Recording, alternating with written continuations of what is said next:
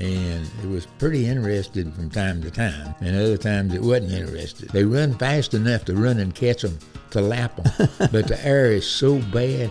Yeah. I think the surprise of the whole race was the 77 car. Ryan Blaney's experience, the car, the spotter, the crew chief, and all that.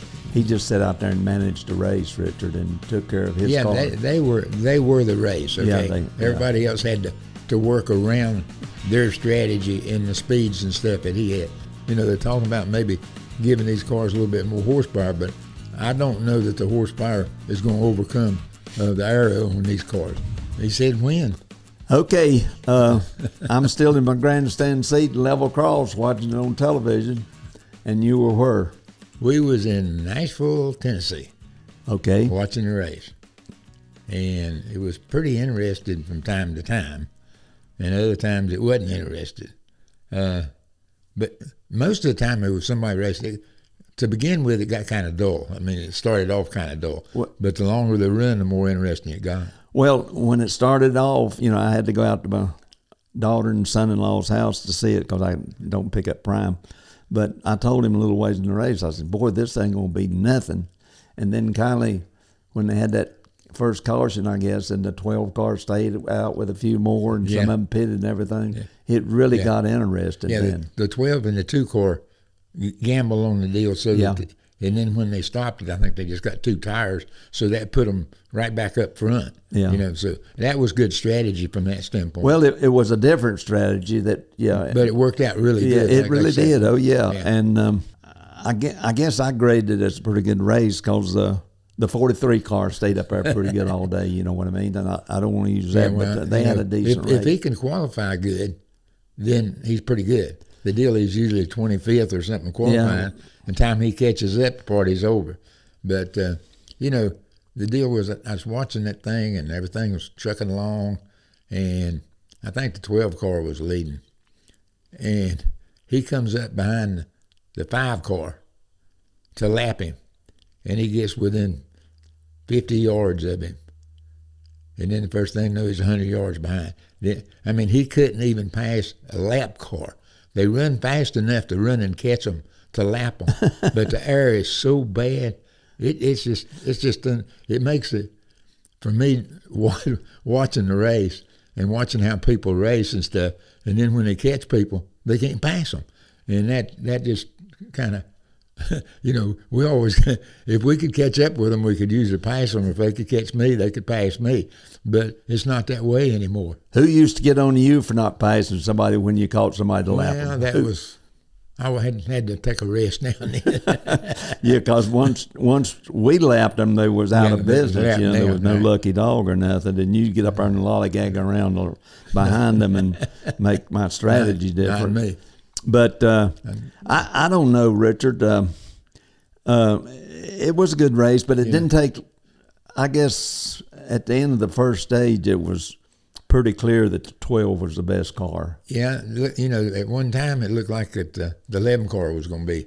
He drove hard, boy. He drove hard all day. He ran hard, but they just flat outmaneuvered him or his car. Well, he just couldn't keep up.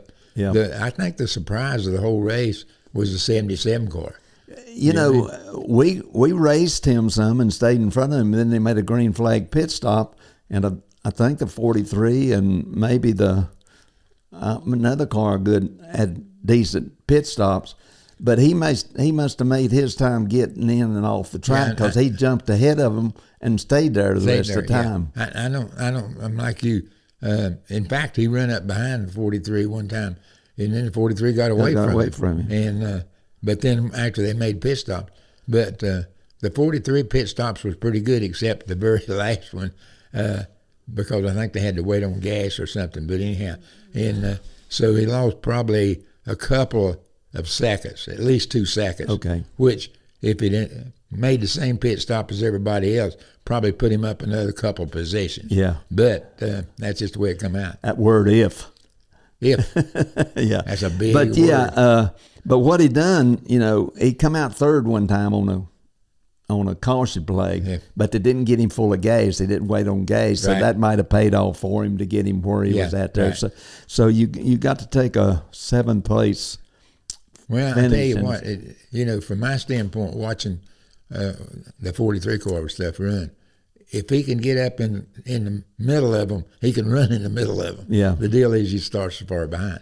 But the overall deal was, right there at last, it looked like the 77 might have a chance to catch the 12 car, but then he burned his tires up, catching up with him. So I think he finally got within, 3 seconds or something of him. I don't know. Yeah. But I think between Ryan Blaney's experience, the car, the spotter, the crew chief, and all that, he just sat out there and managed the race, Richard, and took care of his car. Yeah, they were the race. Okay, everybody else had to work around their strategy and the speeds and stuff that he had.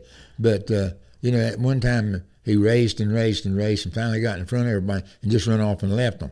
And then after that, when they'd have cautions and somebody be behind him, he really didn't drive off and leave them that much. But he was beating them like 10 100ths of a second. Yeah, it don't take too long to get ahead. But Prime, once in a while they'll run the positions and how far they are behind. Then they'll run everybody's time, and everybody within 5 100. No, that's why everybody all the way down the line. Once they get lined up and everybody settles down, they run the same speed. But one of the deals is that you notice these cars when they're out front, they can really go.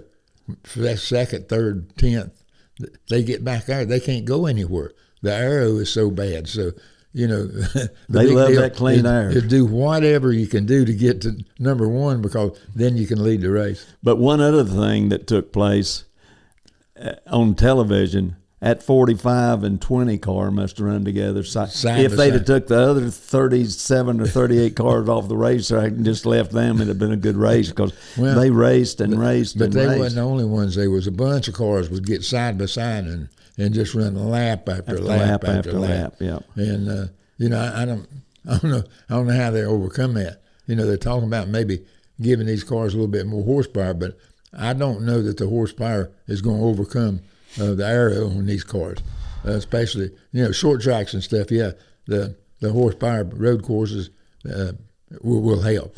But but on a bigger track, I don't see it help. But we're talking about the race, Richard. The racetrack with the front dog leg in it, whatever what you want to call it, it was a further away from the pits than kind of a normal 1.5 mile track. You know what I mean? Yeah, and okay, that makes does that make coming off of 4 and 2 sharper, or? Yeah, it would be, yeah. Okay, because that's what I was thinking. They moved pit road over into the infield further. Into the infield. And but it really, everybody's got to run the same racetrack. Well, I get that. So it don't make any difference. But and it's probably the widest racetrack we run in it, Richard. Yeah, I was surprised that they never went any higher than what they did. Well, you know what I mean? Because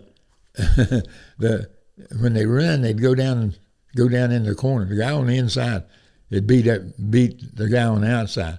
But then when they get to the middle of the corner, then the outside groove was faster than the inside groove, because there again is horsepower deal.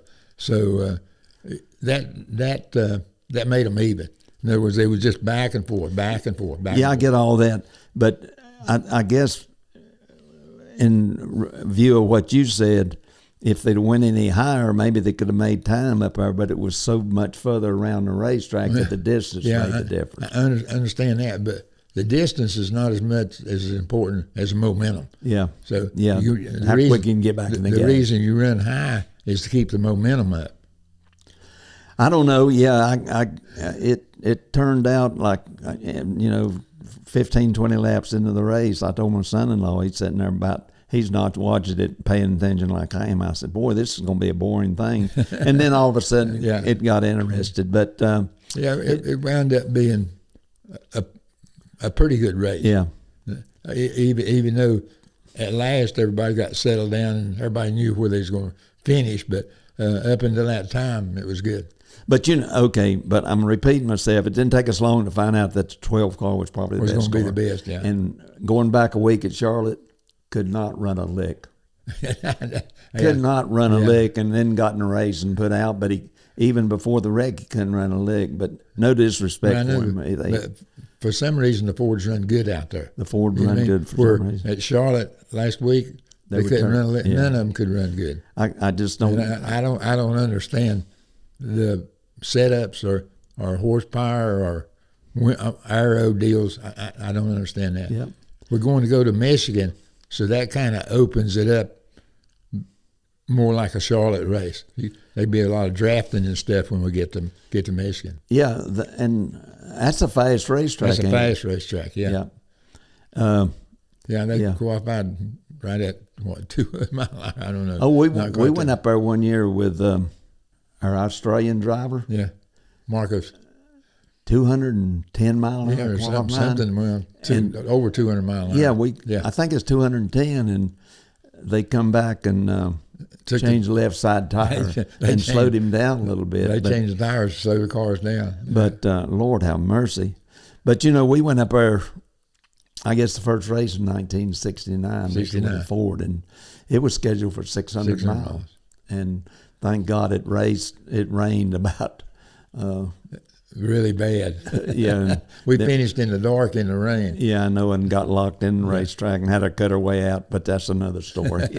So Michigan's coming up, and it'll be a different story, and I just wonder if one manufacturer dominate, or it'll be even, or I don't know. It surprises me from one racetrack to another racetrack, whether it's the manufacturer or where the teams get their stuff together for that particular track, and somebody just misses it. Well, we'll wind up discussing it next week. Yeah, we'll do it again.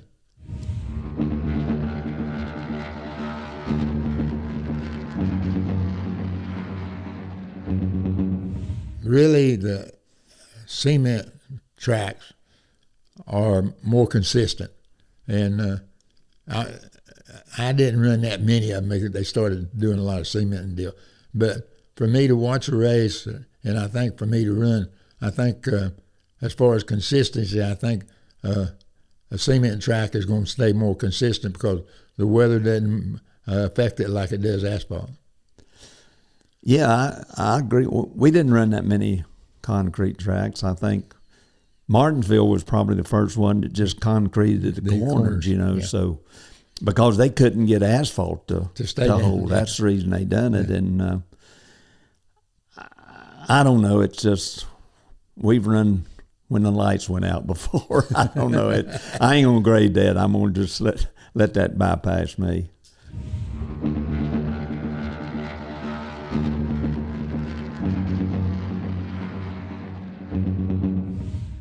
It's been pretty good racing.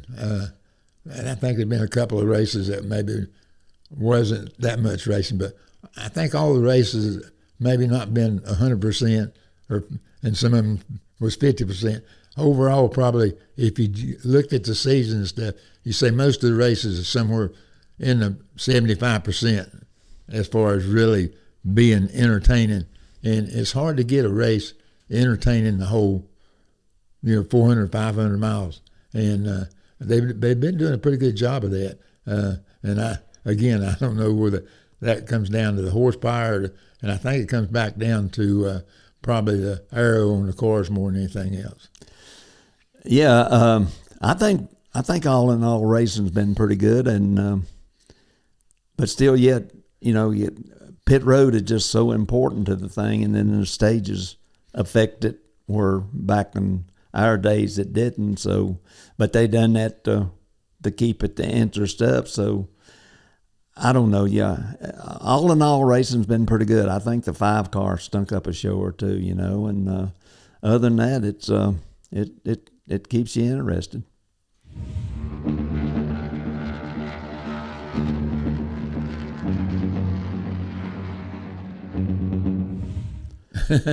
Yeah, I'm like you. I get curious on that sometimes, but I think it's circumstances more than anything else. From the standpoint that where you qualify, how good your pit stops are, where you are in the traffic. So again, you get kind of confused about one car being better than the other, and I don't see that. I would think that the cars are pretty much even when they start the race. I get what Richard's saying too, but I guess it gets back to driving style, and I'm sure in a couple of weeks we're going to Mexico, and the so-called road racers are just licking their chops to get there to prove themselves.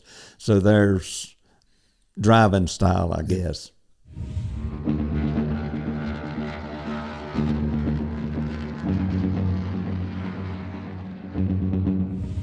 It was pretty interesting. I didn't know anything about him until I got to reading about it. And, all my grandgirls, they love him. They think he's greater than popcorn. So I wanted to see somebody that all of them kind of agreed that, hey, they liked. And, from standpoint, they're going to go to California. There's 3 or 4 of them. They're going to California just to see him in one of his shows and stuff. So that, from that standpoint, I was impressed with how he was, and he's a good-looking guy. So I guess that's why the girls like him.